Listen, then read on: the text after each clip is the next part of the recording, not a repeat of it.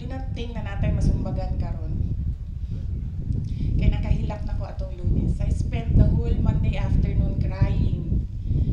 Crying for myself, kay nabuthan ko og bomba, crying for those who died, ilahang pamilya na bilin, nagalisod sa ospital.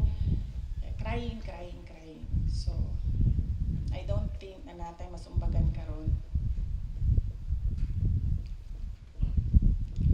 So there, sir. We don't want to see deaths, especially bang related, terrorist act related in Davao City. And I'm sure ganyan din yung sentiments ng lahat ng Davaoeños. I lost my identical twins. Monday, I wasn't really feeling very well. So niadto ko sa doctor and I said, I'm not feeling very good. So gi-check niya and then she told me na nag-arrest na daw ang heartbeat sa identical twins.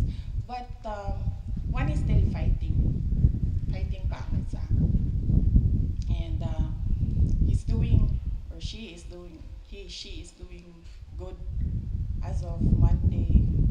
So meron pa akong isa, sir. Huwag mong patayin, sir. Bawal ka huminga. And give me peace. Give us peace for 9 months. Bakit 9 months? 3 months ka naman, 6 months na lang ang kulang, mga anak ka na. So bakit 9 months pa rin hinihingi mo kay Mayan? Sure, meron magtanong. Bakit 9 months pa rin hinihingi mo? Hindi na nga 3 years hinihingi ko, 9 months lang. Bakit 9 months pa rin hinihingi mo kay Colonel Neri? Kasi sir, ngayon lang kita sinabihan na buntis ako. So ngayon mo lang nalaman na buntis ako. Ang bilangan natin nito, 9 months. Swerte ka.